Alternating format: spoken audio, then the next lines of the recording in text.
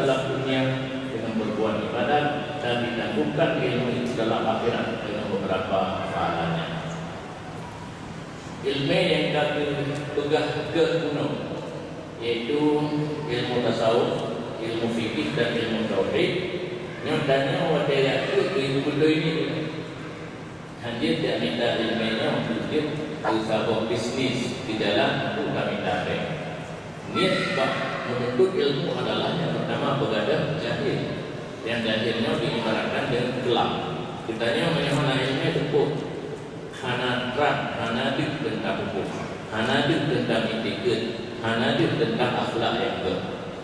Maka begitu saya niat yang betul ini adalah untuk mencari keredaan Allah, untuk tak amalkan ilmu, untuk tak beri manfaat kepada orang-orang yang tidak belajar ilmu.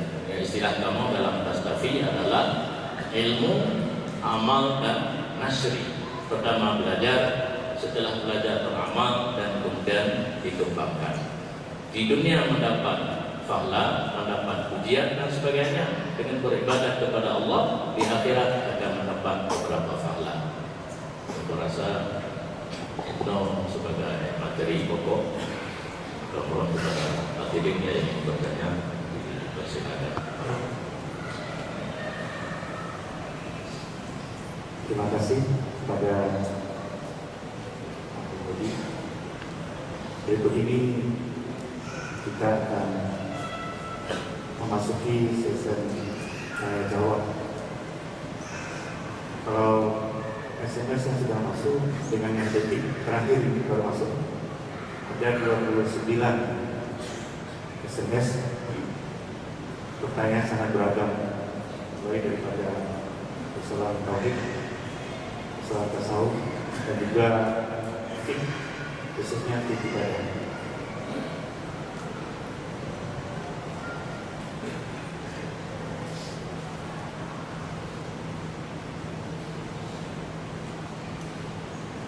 Baik, untuk sesi pertama kita persilakan. Caranya adalah duduk poin, nah banyak sekali yang berkeinginan langsung kepada pertanyaan. Kalau sampai boleh digunakan, menyebutkan nama. Assalamualaikum warahmatullahi wabarakatuh. Dia beradu nih, yang di depan dulu, setelah itu di belakang. Bismillahirrahmanirrahim. Assalamualaikum warahmatullahi wabarakatuh. Pada Abu Bidai kamu yang kamu muliakan, dan sebuah pertanyaan yang ingin kamu tanyakan, tapi mungkin di luar dari materi yang kita kaji tadi. Pertama, masalah sembahyang jamaah. Katanya yang kalau beredar di masyarakat yang membuat masyarakat bingung. Nah, ulun-ulun yang mendasarkan bahwa Nabi setiap salat 5 waktu selalu ke masjid. Nabi setiap salat fardu selalu berjamaah. Sehingga mereka mengklaim bahwa salat fardu yang dilakukan sendirian itu tidak sah. Ini yang ingin kami tanyakan. Kira-kira bagaimana cara ulama memahami dari perbuatan Nabi yang terus-menerus setiap waktu selalu berjamaah? Padahal kalau kita lihat secara lahiriah ini fardu, jamaahnya adalah fardu.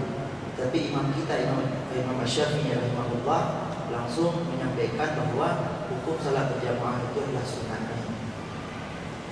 Kemudian yang kedua, masalah salat tarawih.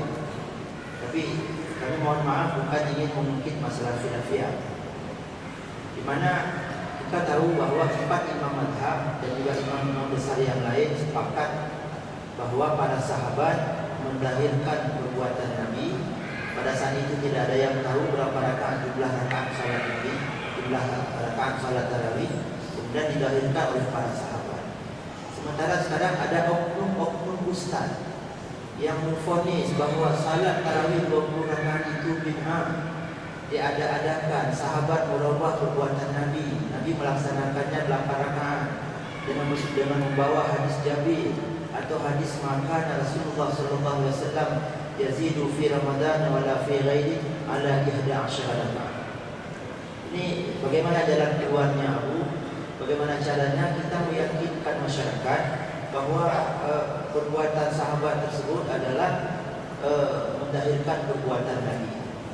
Kemudian yang terakhir, yang ketiga, sekarang sudah banyak sekali oknum ustaz di Aceh yang berceramah di mana-mana bahwa salat fardu yang sudah tertinggal itu sudahlah.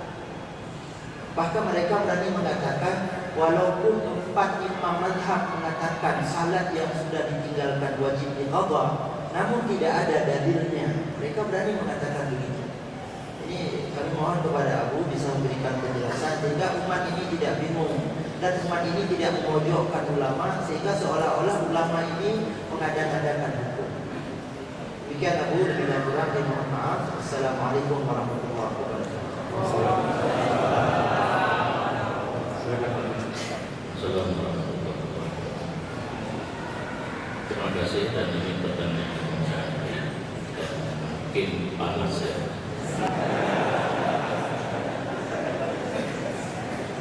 Yang pertama tentang masalah salat jamaah. Memang dalam sejarah Rasulullah tidak pernah meninggalkan salat berjamaah di salat fardu. Jadi kenapa para ulama tidak mengatakan wajib ataupun fardu ain? Yang saya ingat tentang hukum salat berjamaah ini ada tiga pendapat ulama dalam mazhab kita Syafi'i. Ada yang mengatakan fardu ain, memang kalau tidak berjamaah tidak sah salat. Ini kemungkinan penganutnya banyak di Mekah dan Madinah.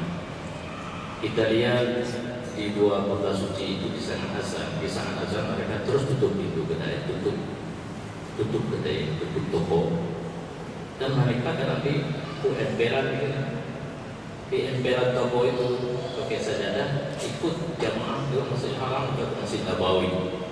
Sedangkan dalam hukum kalau jauh lebih 300 meter ini tidak sanggup. Kalau 300 hasta hasta lebih 300 hasta tidak sah. Kalau kita Syafi'iyah, kalau di dalam 300 hasta sah, tidak dapat pahala. Di mereka mungkin tidak mengejar pahalanya, tapi mengejar kewajiban karena tanpa berjamaah tidak sah salat. Pendapat yang kedua adalah fardu kifayah. Artinya di setiap tempat, apakah itu sekarang kampung pulang jadi kampung, dusun, masjid dan pemukiman harus ada salat jamaah yang nampak, tidak boleh sembunyi-sembunyi, tidak boleh di rumah, di manasah, di musafah, di masjid harus ada jamaah. Kalau tidak, semua penduduk kampung tersebut berdosa. Tapi dengan adanya tentuin sama Bilalnya gugur fardu kifayah, lain gak usah di rumah saja. Ini keringanan. Yang ketiga adalah sunat muakkad. Ini yang sangat menguntungkan kita. Kalau salat pun nggak apa-apa, kalau salat dapat pahala. Kita beramai-ramai ke situ saja. Ikhtilafu ummati rahmah. Berbeda pendapat ulama itu rahmah kita. Kalau ingin itu yang berat ya, ke pendapat yang fardu ini. Jadi mudah-mudahan pemahaman para mujtahid ini sebenarnya kita nggak usah sampai di situ. Di mana para mujtahid itu memahami daripada perbuatan Rasulullah yang berkelanjutan itu kepada hukumnya sunat, karena ada di antara praktek tata cara beribadah Rasulullah yang merupakan khas atau khususnya keistimewaan bagi beliau. Kalau nggak salah witir itu wajib bagi Nabi, kita nggak diwajibkan itu. Jadi nggak perlu kita apa yang Nabi kerjakan terus menerus itu difonis kepada wajib. Itulah keuntungan kita ada 3 pendapat para ulama. Yang kedua, apa yang terawih? Terawih Rasulullah cuma 3 malam. Kalau nggak salah 23, 25, 27. Betul masalah kurangnya dulu. Setelah itu masa Abu Bakar nggak ada. Di awal-awal Khalifah Sayyidina Umar pun tidak ada. Setelah Sayyidina Umar melihat di masjid banyak yang sembahyang sendiri-sendiri, dimulai ijtihad daripada beliau untuk disatukan, yang laki bisa di tempat, yang perempuan di satu tempat. Sayyidina Umar memerintahkan untuk sembahyang 20 rakaat. Tentang kenapa Umar memerintahkan salat tarawih 20 rakaat, memangnya Rasulullah saja 20. Cuma sayang, Jabir yang meriwayatkan hadis Shalla bina itu datang di malam yang terakhir dan terlambat di saat tinggal 11 rakaat. Jelas kan? Berarti orang yang salah lapangnya ikut Jabir, bukan ikut Nabi, bukan ikut Umar. Tapi sayang, Jabir itu di masa Khalifah Sayyidina Umar, dia tidak ingkar dengan perbuatan Sayyidina Umar, bahkan dia salah 2 rakaat. Kenapa dia ngomong lapar? Mungkin dia dapat masalah sholat lapar karena terlambat datang. Kali 12 rakaat, kali 12 rakaat, teman sholatnya dengan lapar. Ini wujud lagi. Shalla bina Rasulullah sallallahu alaihi wasallam rakaat semua. Saudara, itu bukan lagi ya. Urang galak bukan haba. Kayak kita nyoba nasi, yang itu naya enohan tu. Rabbuna ada dunia bukan hadu ada dengan dulu pada yang tak pun ada mana dulu yang telah tu. Karena udah kuat bukan apa yang dulu bukan kamu yang dulu baru mudi nyonya bukan. Yang tahu orang mana dengar. Ada orang awal itu tapi ditulis berwah apa itu. Maka Rasulullah lagi gimana kamu fikir-fikir faktor. Jabir hana kalau buat dari Sayyidina Umar supaya waktu orang lain yang baca Jabir yang belum pun juga gede baru. Ditanya bangkut karena lapang waktu. Pada saat datang pembaharuan, karamel negara mungkin karamel yang dibaca hati, bohong itu perjemaah di bayanglah bukan hukum baru. Bahkan nak rokok Malaysia berumai ke, anak berdua sebenarnya kita yang berdua. Kalau kira rokok kamu sebenarnya agak berdua. Padahal kadang-kadang berapa dia ada punya sekarang 10 salam dan yang terawih 8 dalam Nailul Autar dan 10 salam yang kita muktabar yang nanti daya anak itu hidup pada dua kelas tu kitab yang ada tu Talibin Dr. Pununi di antara sembahyang yang disunatkan berjamaah sembahyang terawih. Dia hanya terawih itu 20 rakaat. Ibarat kita kamu duduk tadi Shalla bina. Ya Allah lam nadi 8 tiba itu bir. Mantan kita 20. Rupanya sudah hati Shalla binanya hanya tajuk ke dari bilangan rakaat karena kata waktu hadis Shalla bihim 20 rakaatan. Nanti bersemayam dengan para sahabat 20. Nah, ada waktu ini. Jadi dari segi bilangan rakaat terjadi ta'arud ataupun tanaqud. Nah, kaidah usul jika ta'arud tasabaq. Apabila menentang tidak boleh diambil sebagai dalil. Kedua-duanya hadis itu tidak boleh diambil sebagai dalil tentang rakaat tarawih. Kenapa ditulis? Rupanya hadis Shalla bina li ulama yang sekarang kitab Fathul Mu'in juga ke dalil sunat berjamaah. Apa? Shalla bina Pak ilsaq majali ada lengket tapi lengket ke lengket lengket antara imam dengan makmum 3 pasca dan tak boleh lebih dia jamaah dia lebih leha imam yang sah pertama sah kedua dan seterusnya leha dia lebih amalan ini kai berbuah dari sah misalnya atau juga biasa itu jiru yang leha dari yang leha apa ini imam benar kita amalan yang itu kan yang berbeda yang bagi yang terawih terus pemahaman kamu di daya tapi terawihnya kamu di banyak Shalla bina dia pemahaman aja itu dia masih tapi Shalla bina dia itu dari bilangan rakaat makan ayat itu yang dari witir kalau nanti Ramadan wala fi ghairihi masa ada terawih di lain bulan Ramadan mamnya bertanya nak buku dan sering nak bercerita bagian ini buat dari kau kan dan itu belum ya lah Pak dengan buku kunci kalau itu Allah punya masalah lumayan dari belakang kan urangnya kebegakan wajib tata lumayan nah ayat Quran yang dicubur apa dan ada kafir hadis yang begat dari umumnya kalau itu mau daya Quran ada draw media kagok gitu. Tapi saya yang orangnya kena ada mati. Bismillahirrahmanirrahim. lil ladzina kafaru iyantahu yughfar lahum ma salaf. Katakan oleh Muhammad bagi orang yang kafir, jika mereka itu berhenti daripada kufur dengan hati masuk Islam, diampunkan bagi mereka itu apa saja yang telah terdahulu daripada dosa besar dan kecil. Ayatnya itu kafir asli. Kafir kena dua macam, kafir asli dan kafir murtad. Yang ayat itu kafir asli, ibu kegedean orang beriman. Menyebutnya orang kafir yang orang bertemu itu lama lupa pun yang kau diku. Cara kafir gimana? Tinggal semayang ini. Nah hadis mantaraka salata amidan muta'ammidan faqad kafara biha. Terang-terangan seseorang jadi kafir apabila dia sengaja meninggalkan semayang. Yang ilmu orangnya. Orang sengaja tinggal semayang kaji kafir. Orang kaji kafir yang bertemu itu lama lupa pun desa orang yang kena diku. Bukan kata-kata. Malam nanya buat doa yang dia buat malamnya. Kenapa sedia doa? Dia tu kafe macam dengan mana? Oh, putih.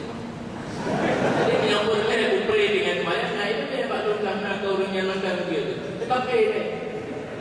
Kafe dengan tinggal semayang. Tapi ini bukan dalam mazhab Syafi'i. Mazhab Syafi'i diketahui hadisnya. Pada itu kafe yang sengaja tinggal semayang peserta tiga hati hanawa je. Mana boleh tanya ada duk jahil boleh tanya. Pakon hanan semayang. Tengok muda pokok layak dari ujung dengan angin. Tengok muda semayang. Semayang kan depan hanawa je. Banyak ibu itu tengah. Bak Syafi'i ni nak kafir. Tapi dalam mazhab yang lain kafir. Jadi urung pegang hanawa dia punya semayang karena urung pegang hanawa dia qada semayang secara tinggal secara sengaja karena dia sudah jadi kafir. Ayat kafir itu guru dia kenal. Qul lil ladzina kafaru iyantahu yughfar lahum ma salaf. Fakala ayat kafir itu guru yang beriman. Orang yang semayang tinggal semayang saja hanya pegang lewatnya dia kafir. Sebabnya kata pegang dia kafir orang dia ihsan. Kotor itu pernikahan itu biasa. Kenapa kita ada pernikahan itu itulah ayat. Cuma di dalam kaedah usul fiqh atau sebagai pedoman para mujtahid untuk istinbat hukum daripada ayat dan hadis. Nah, apa bicara yaitu kias. Kiasnya diperlukan karena di saat hana syarih dalam hadis, hana jelas dalam ayat, perlu kepada kita perbandingan.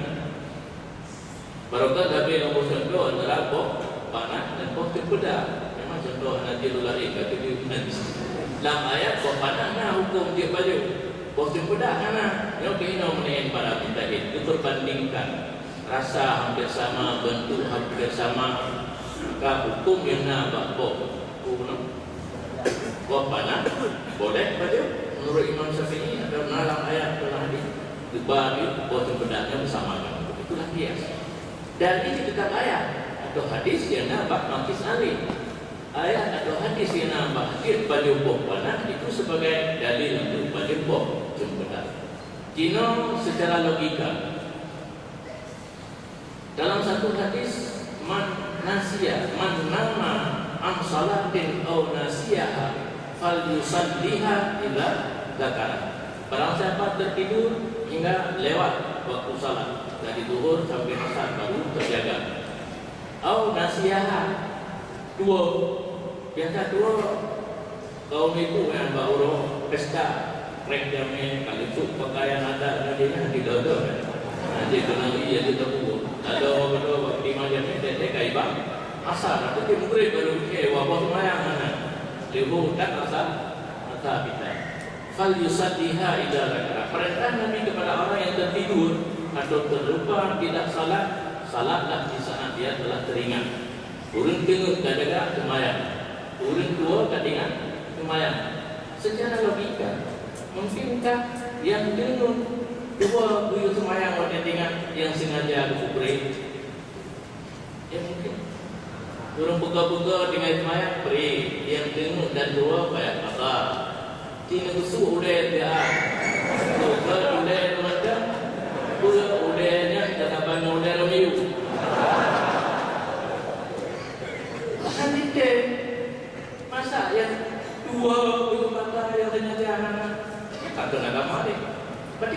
mudah sengaja tinggal daripada lupa. Mana ada rumah yang mana tertinggal di mana setelah sengaja kalau mana bayar. Itu mana ini mana. Jadi, maka ini kepada mujahid berpenuh kias atau lawi. Lebih aula, lebih utama bayar pada orang tinggal secara sengaja daripada orang dengar dan dua yang dalam hadis. Mungkin saja orang yang berkata wajib qada hanya kias sebabnya pemikiran daripada para ulama karena anak dalam ayat dan hadis. Yang nak turun dengar dan orang dua. Mungkin Nabi yang nampak kayak gitu. Daripada pegah orang dengar dalam dua ada pegah orang sengaja kata lagi kata anak ke nanti. Ya kan? Itu dia pegah yang satu yang dua semayang kata, satu yang dengar semayang kata, satu yang sengaja kata bukan. Ada tadi bisa dipahami secara lebih utama, lebih aula.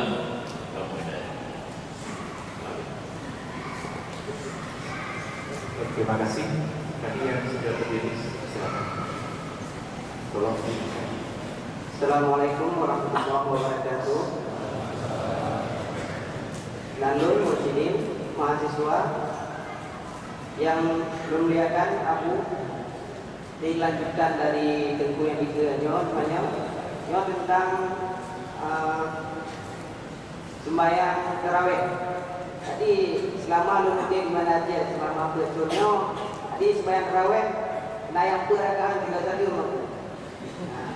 Jadi orang rian itu. Dengan yang lain lo nangan lo sinubi dipegang sia budanya dia baju. Yang konfirmasi baru itu. Nah yang pegang sia buda dia baju.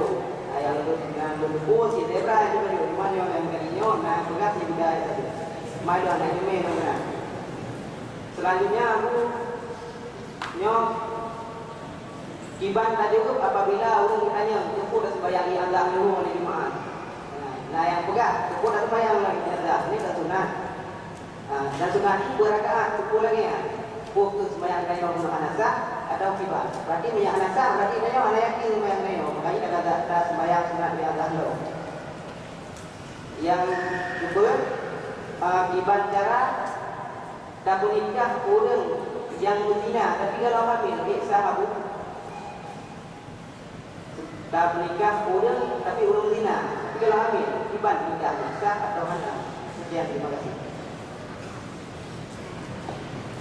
Kami informasikan juga kepada aku jadi bahwa sebelum tadi ada juga beberapa pertanyaan masuk melalui SMS. Tapi dengan dijawab oleh Bu, jadi tidak disebutkan di dalam pertanyaan tersebut. Apa boleh yang Terima kasih.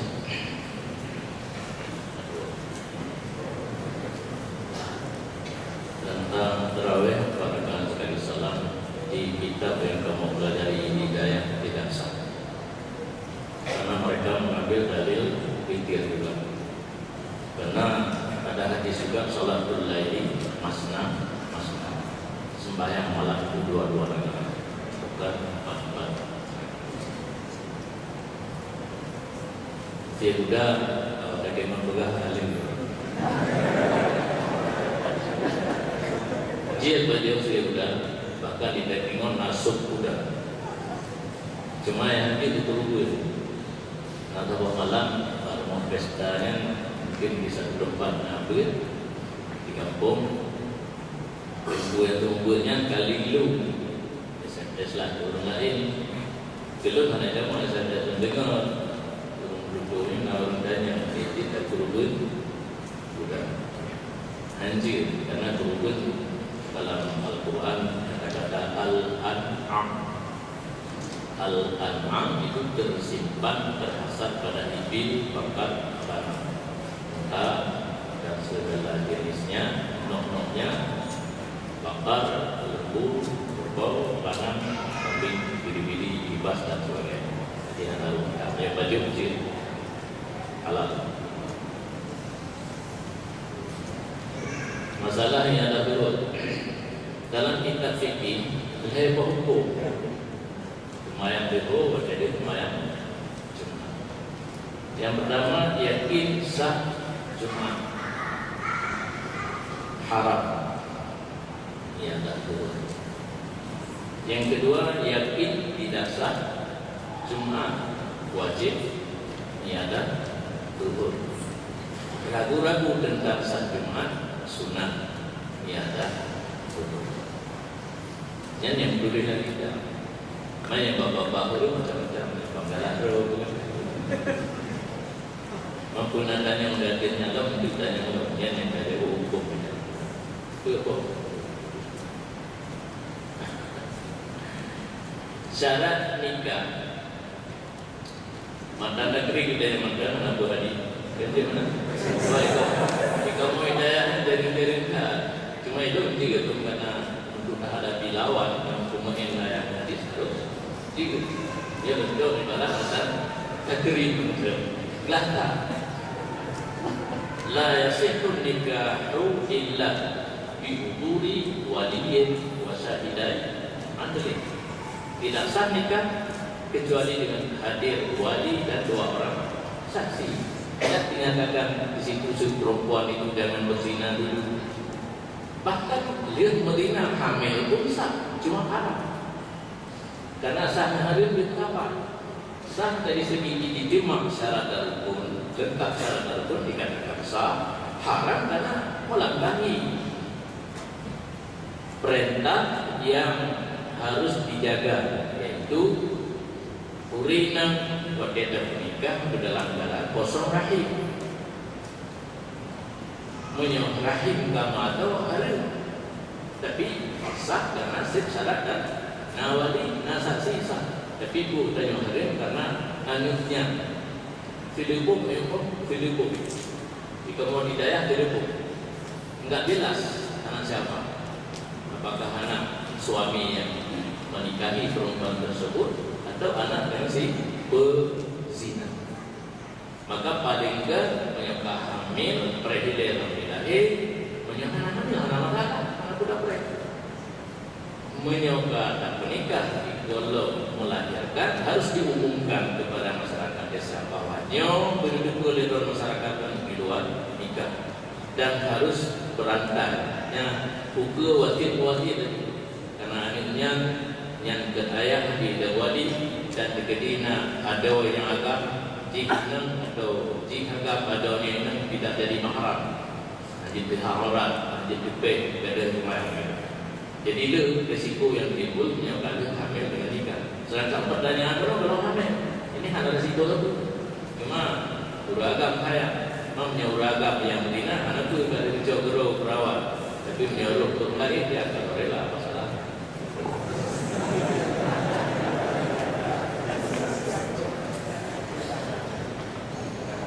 Ya, melalui yang tertib karena kita pengajian ini supaya bisa lebih banyak mendengar. Sudah selesai pertanyaan yang kedua. Ya, silakan. Dimintakan di rumah kalau bisa pertanyaan satu, jadi kesempatan yang baik.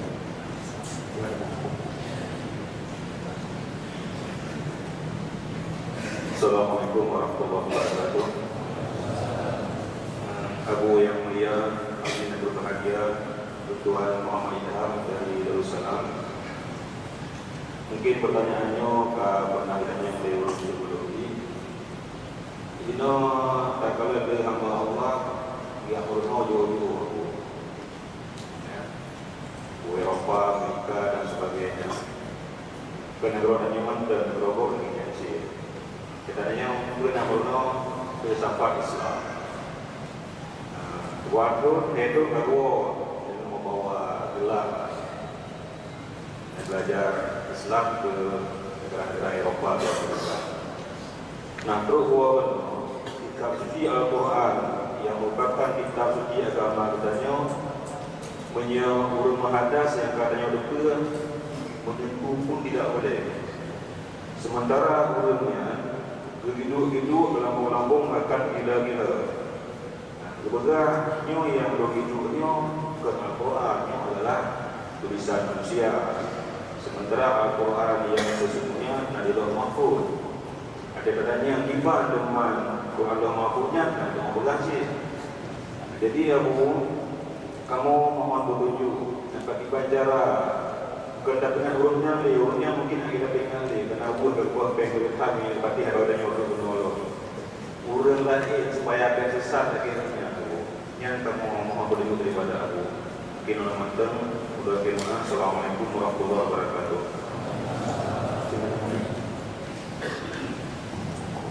Terima kasih. Tentang Al-Quran ini kan ada dua. Al-Quran ada yang kalam sati, yang biasa dipegang-pegang mana huruf dan mana suaranya yang dengan bahasa Allah. Kemudian zaman masa Rasulullah, Khalifah Abu Bakar dan Umar, mandang Quran itu dihafal karena ditulis. Juga masa Khalifah Sayyidina Utsman, beliau berijtihad karena lihat hafid dan qurra yang meninggal dalam peperangan. Ditakut sabosan Al-Qurannya enggak ada ahli yang hafal. Maka boleh dengan hak Utsmaniyah. Posisi Al-Quran yang ditulisnya Nabi dihormati ibadahnya. Karena dalam Al-Quran kena kata-kata la yamassuhu illal mutahharun. Yang Nabi lewatnya dia gitu-gitu Qurannya kuwa-kuwa sedih pak yang bangsa Allah. Punya dipikir dah. Kalau bangsa Allah kenapa yang dia tak udahnya berkamana? Jadi fikir dah. Nah, lupa posisi pemikiran dulu ni. Abangan roh, tu lagi. Quran yang bahasa Allah. Nah, benda dia kan gunanya bagaimana yang naik mayat. Tapi itu tak banyak malangnya. Mungkin karena ilmu Yahudi kicau bagi hamba. Kan cukup bangai dan Islam dia pun nampak musuh Islam. Lantas angkal Yahudi wala Nasara hatta tattabi'a millatahum.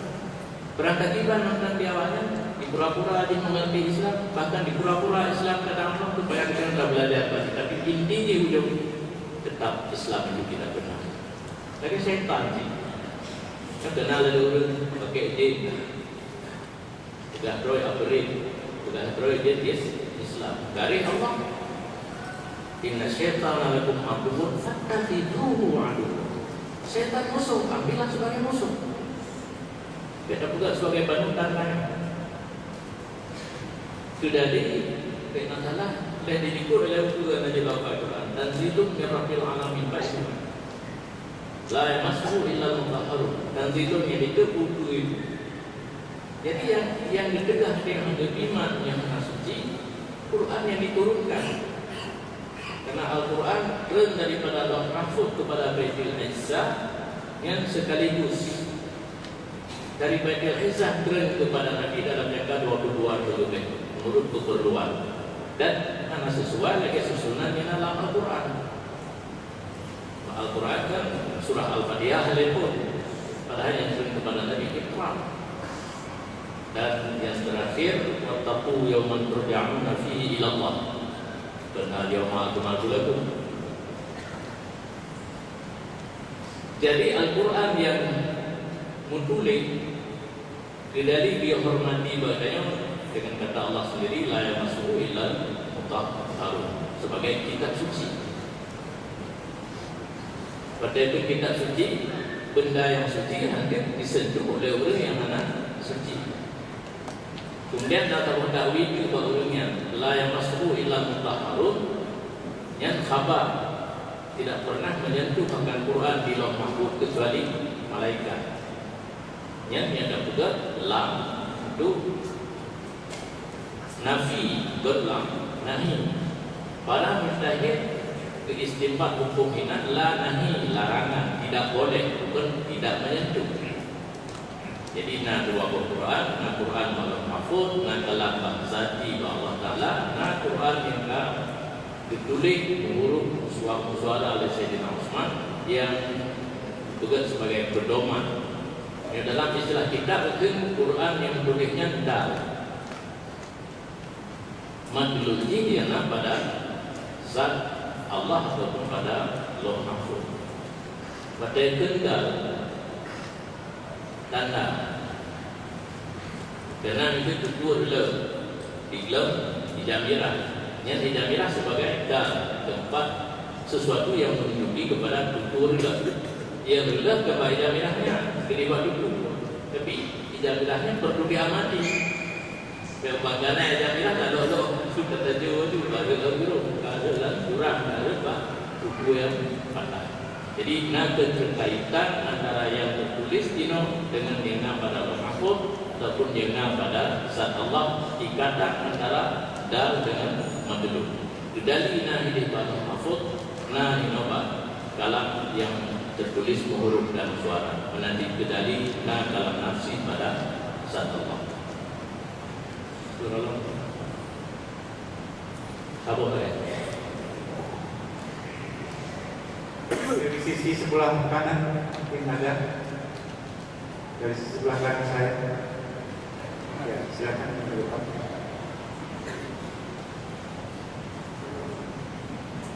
Oke. Damai. Ikhlas. Silakan. Assalamualaikum warahmatullahi wabarakatuh. Nama saya Muhammad Ismail Batok. Jadi bukan itu yang kita jawaban apa secara satu ayat Inna ta'ala kulli syai'in kan satu ayat itu yang Allah tidak akan mengubah seluruh nasib hamba bukan hamba yang mengubah. Jadi di bab pemahaman Qurannya ayat-ayat tersebut dengan Inna ta'ala kulli syai'in qadir. Jadi jadi kita malam itu untuk Allah Ta'ala, jadi berkuatan itu dari Allah Ta'ala. Jadi bicara dan yang berubah. Nah, mau